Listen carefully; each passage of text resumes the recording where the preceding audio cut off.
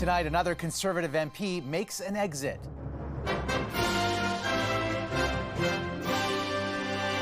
What we are learning about Matt Jeneroux's decision to resign just days after his former Conservative colleague crossed the floor to join the Liberals.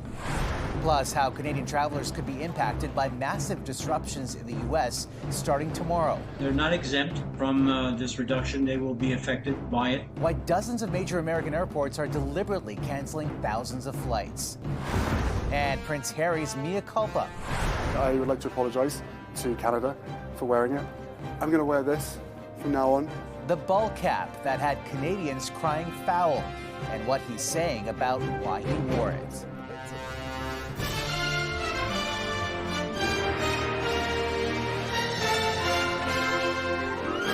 CTV National News with Omar Sachedina. Good evening. For the second time this week, a Conservative MP is quitting his party.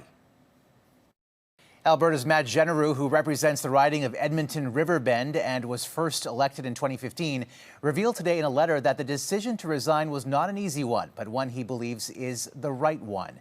Earlier this week, Nova Scotia's Chris D'Entremont also left the Conservatives to join the Liberals. But unlike his former colleague, Jeneroux says he's giving up his seat altogether. And joining us now is CTV's chief political correspondent, Vassy Kapelos. Vassy, in that letter, Jeneroux also goes on to say that he hopes to have the opportunity to address the House one final time in the future. So what can you tell us about when the resignation takes effect and the behind-the-scenes conversations that led Jeneroux to this decision?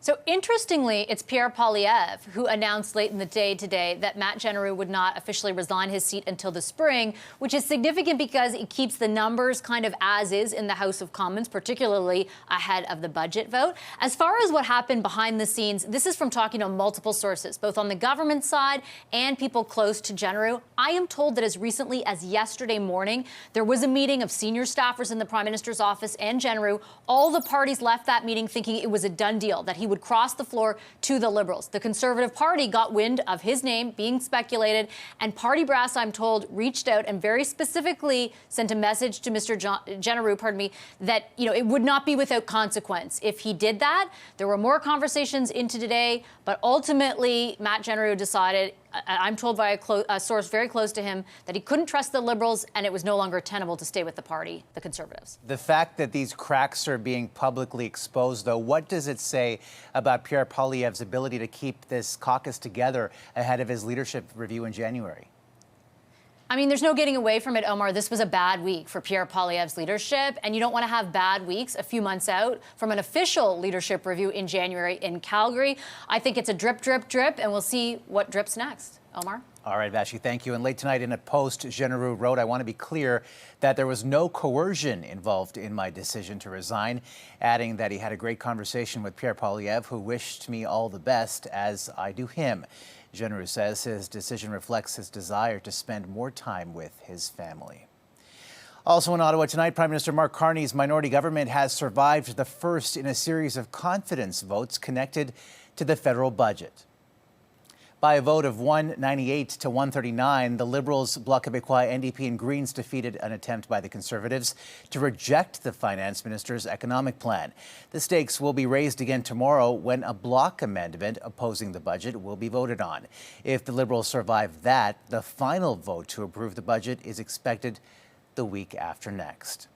And later in the show, we'll tell you how cuts to Statistics Canada could impact Canadians and who is sounding the alarm bell. In other news, thousands of flights will be cut starting tomorrow at 40 American airports, triggered by the longest government shutdown in U.S. history. And as CTV's Heather Wright tells us, that could have major ripple effects for Canadian travelers. Travel was relatively smooth at Toronto's Pearson Airport today, but that could change tomorrow. It's really unfortunate. Officials in the United States plan to slash air traffic by 10% at 40 major airports, including New York, Washington, Chicago, and Los Angeles. Reduction set to begin Friday. The Federal Aviation Administration and U.S. Transportation Department say traffic reduction is necessary to ease pressure on air traffic controllers and security screening agents who have been working without pay during the U.S. government shutdown, now the longest in history. If I was working, I sure as hell wouldn't want to be working without any pay. The shutdown has worsened staff shortages, causing widespread flight delays and long security lines at American airports. And since many Canadian travelers are bound for U.S. destinations, both passengers and carriers here are expected to feel the pinch. They're not exempt from this reduction. They will be affected by it. And the question is going to be, what does that mean? It's going to be a mess. WestJet says so far their operations have not been impacted.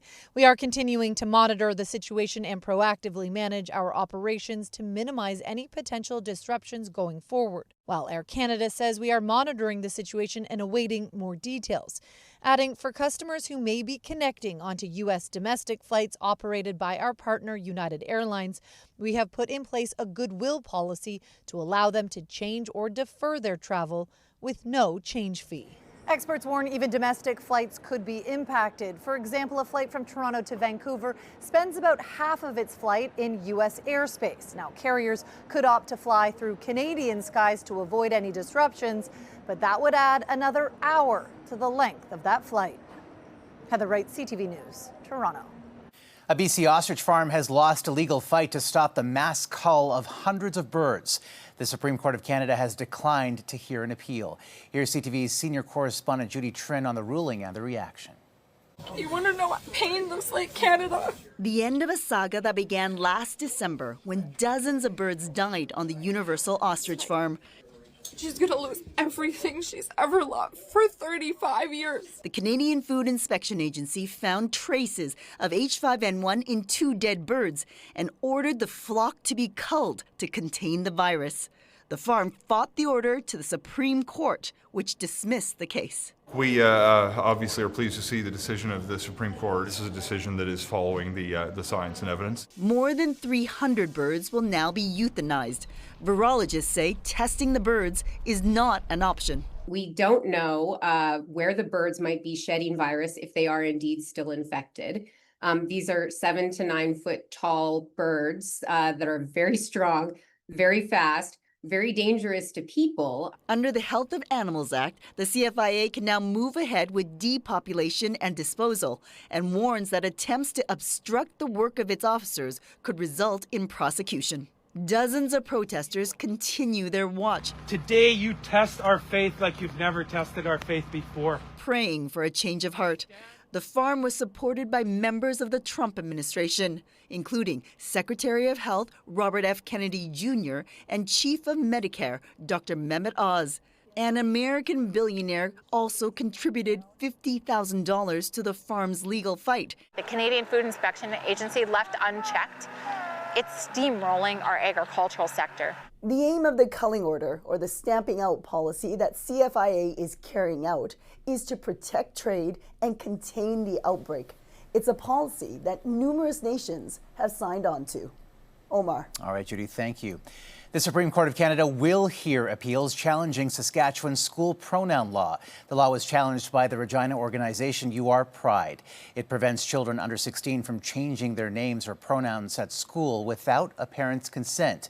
Saskatchewan invoked the notwithstanding clause in passing it. And the union representing more than 51,000 teachers in Alberta is taking legal action against the province for using the notwithstanding clause to end the teachers' strike, forcing them back to work last week. The case is scheduled exactly 2 weeks from today in an Edmonton court. In Ontario, an international student has been sentenced to life in prison in a mass stabbing case that shocked and horrified the Ottawa suburb of Barrhaven. The offender's callous and shocking actions are inexplicable and unimaginable. This is a very tragic case. My heart goes out to all of the people that were affected. The 20-year-old had earlier pleaded guilty to murdering 6 people, including a mother, her 4 children, and a family friend in a stabbing rampage at a home in March 2024. The youngest victim, only 2 months old. The woman's husband was seriously injured in the attack. The killer was living with the family at the time. On the same day King Charles's brother was formally stripped of the title of prince, Andrew Mountbatten Windsor was asked to appear before U.S. lawmakers.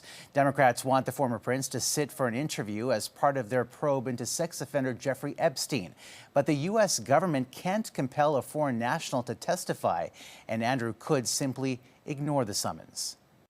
If he doesn't go, if he ignores this letter, then that will reinforce the thought that lots of people have that he just does not care about the victims, does not care about what he was potentially involved in, and does not want to be held accountable for his actions. Andrew has denied all allegations of sexual misconduct. He has until November 20th to respond to the U.S. House Oversight Committee's request. The Prince of Wales delivered a message ahead of a United Nations climate change conference in Brazil. This here at COP30 is our moment. Let us not waste it. Our children and grandchildren are watching and hoping. Today, Prince William announced the 5th edition of his Earthshot Prize, offering more than $1 million to projects aimed at fighting climate change. COP30 takes place next week. The undisputed king of Canadian hip-hop, Drake, is at the center of a major class action lawsuit involving the streaming platform Spotify. It's alleged millions of streams were artificially boosted, giving Drake and other artists inflated payouts. Here's CTV's Adrian Gobriel on what was uncovered. You used to call me on my cell phone. For Canadian rap royalty Drake, Spotify has been his own hotline to bling, cashing in an estimated $350 million off the streaming service. And I know when that hotline bling. Though the scathing lawsuit alleges that Drake has profited off of a fraudulent streaming scheme, the lawsuit is against Spotify. Drake is not being sued, though his name appears in the suit 32 times. The allegations against him paint a roadmap of alleged fraud.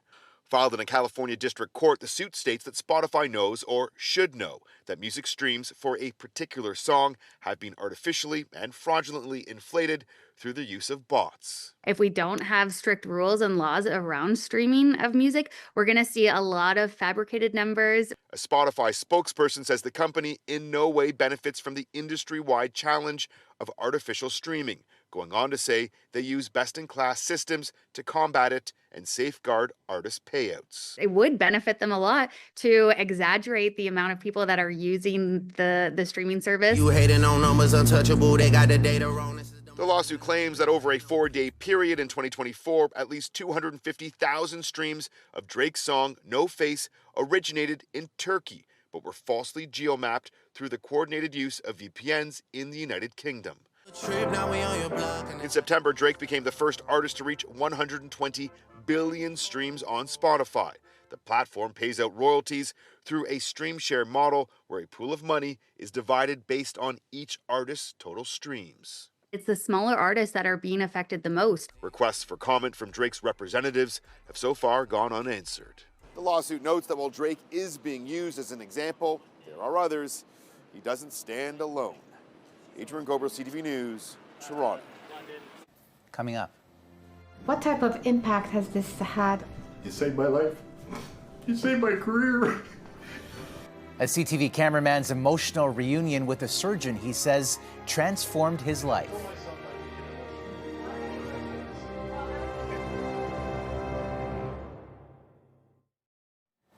We have been following an extraordinary journey of fortitude this week through the lens of a CTV cameraman who suffers from essential tremors. He underwent brain surgery at Toronto Western Hospital, which performs about half of all surgeries in Canada for deep brain stimulation. The procedure to try and stop the uncontrollable shaking and give patients the chance to regain control of their lives. Tonight, in part 3, we witness Kirk's moment of truth. Fresh off of brain surgery from his hospital bed. I would have never been able to hold this or even bring it to my mouth without it spilling all over the place. So. The man who has made a career out of capturing big moments in others' lives. So crazy. It's amazing. Can't resist capturing one of the biggest in his own. And the cool thing is that the pacemaker's not even on yet. Kirk Neff has just had a 5-hour operation to insert an electrode deep in his brain to disrupt involuntary shakes in his hand called essential tremors. Okay, you're all checked in for Thank this, you. so then Great. we're going, okay? Great, yep.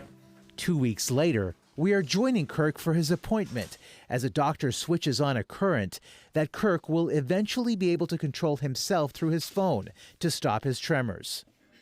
This is the moment, right? Where you turn this thing on to see how things stabilize. Are you like, Your eyes are welling up right now. It's funny because you're talking about it, so now you're making me more emotional about it.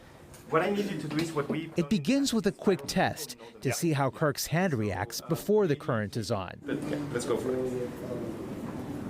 You can see that Kirk struggles to keep the pen steady in their spirals. It takes everything out of him. Okay. Now I gotta breathe. Yeah, it's certainly something of concern. So stressful. Of course. The doctor first looks at where the electrode is placed in the brain. Oh, wow. This is your brain. That's crazy. And this little dot here, Yeah. that's the electrode. Then begins to deliver a current. Yeah, I feel it now. Okay. Yeah. What do you feel? Just a little slight, like a, almost like a vibration electricity kind of thing. The goal here is to deliver just the right amount of stimulation to manage Kirk's tremors and minimize the side effects. Touch your nose, touch my finger, go back and forth. After a bit of adjusting, you can see the difference just by looking at Kirk's hand. Oh my God. I feel like I'm in space. Like just, you know what I mean? Like I'm just like hovering. It's crazy, look at that. Have you ever seen your hand like that? No. That stable? No, never. I don't think I have either. Like, that's incredible. Remember that spiral test? Well, he does it again. Very good. This time with a lot more control.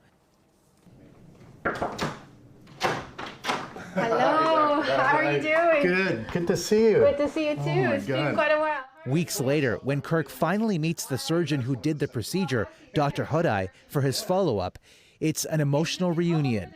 What type of impact has this had? You saved my life. You saved my career. I hate being emotional like that, but you saved my career. I probably wouldn't last the next 5 years because it was getting worse, and you saved it. Dr. Hodai knew it would happen. Has it dawned on you the impact you've had? It's quite a statement, honestly. I try not to think about that too much because obviously we need to keep rational in terms of how we look after patients, but it's not lost on me. With Kirk behind her shooting this very interview, even the rational surgeon eventually recognizes the difference she's made. As I talk to you, Omar, I have to say there's someone standing behind me, and I cannot stop thinking of the fact that it's Kirk and how well he's done after surgery. So that's incredible. As for Kirk, he's now getting ready to do the same procedure on his right hand before the end of the year. I got a lot of years left of me, and I think this will help. I hope so, because we have a lot more work ahead. Right, yeah. And you're young, I got to keep up with you too. And thank you, Kirk, for taking us with you on this journey. Still ahead, how new budget cuts could impact the way Canadians understand themselves.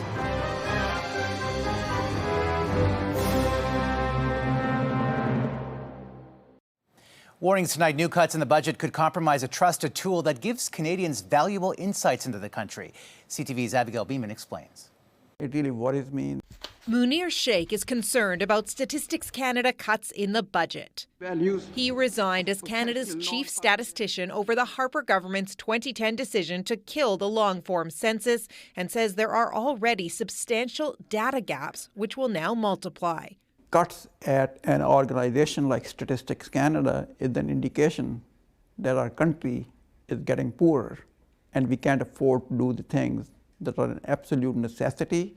The budget says the frequency of data collection will be reduced where the requirements can be met through statistical modeling or other modern methods. In addition, adjustments will be made to the frequency and level of detail collected for data sets which demonstrate less relevance to Canadians. CTV News asked Statistics Canada and the Finance Department a whole slew of questions. What type of data will be collected less often? What will be collected with fewer details? And who decides what has less relevance for Canadians? They didn't answer any of them.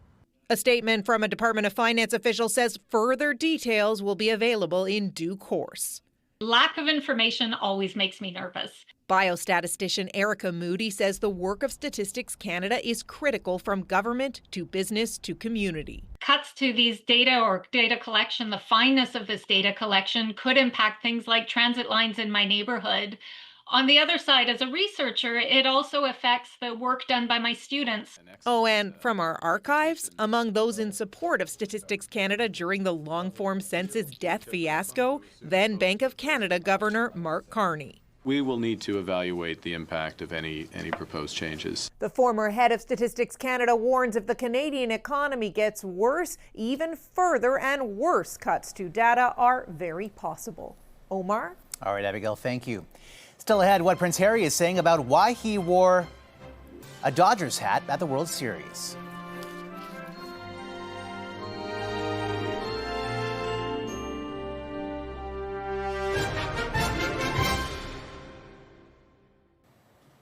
Prince Harry is in Toronto visiting veterans ahead of Remembrance Day. And during his stop, the prince admitted he made a bad fashion play at the World Series. Here's what he told CTV's John Venevalley-Rao. The prince's visit took him to Toronto's Sunnybrook Veterans Centre, the biggest care facility of its kind in the country. How old do you know? I'm almost 102. Here, Prince Harry met with some of the nation's oldest veterans who served in either the Second World War or the Korean War, and the prince seeming to really enjoy himself. For me, it's the banter. It's the banter, it's the humor, it's the community that they are given here. Here, veterans are taking part in creative art therapies, where both art and music are used to help vets with their physical and mental health. Brenda Reed, who's 101, thrilled to meet the prince. He certainly has lots of charm. You just talk to him. I practically called him Harry. Prince Harry's, of course, a veteran himself. He did 2 tours of duty in Afghanistan with the British Armed Forces, saying he's just one of a long list of family members to visit veterans here. My aunt's been here, grandmother's been here, my great-grandmother's been here. So it's a real privilege for me to be able to be here. The prince helping to paint poppies on a military helmet, one of several being auctioned off by the military charity True Patriot Love. Just wanted to give you the And towards the end of the visit, a moment of levity, the prince was presented with a Blue Jays hat. He was widely criticized across the country after being spotted at Dodgers Stadium sporting a Dodgers hat during the World Series. I would like to apologize to Canada for wearing it. Secondly, I was under duress. There wasn't much choice. I was invited to the LA Dodgers box, or the dugout, by the owner himself, so I was doing what I thought was the polite thing to do. But I'm going to wear this from now on to make sure I don't make any more of those mistakes. As for the veterans, it was really special. They seemed pleased to meet the prince. And for the veterans, the prince's visit was another reminder that their service is not forgotten. John Venevalley-Rao, CTV News, Toronto. And that's a snapshot of this Thursday. Heather is here tomorrow. For all of us at CTV National News, thank you for watching, and good night.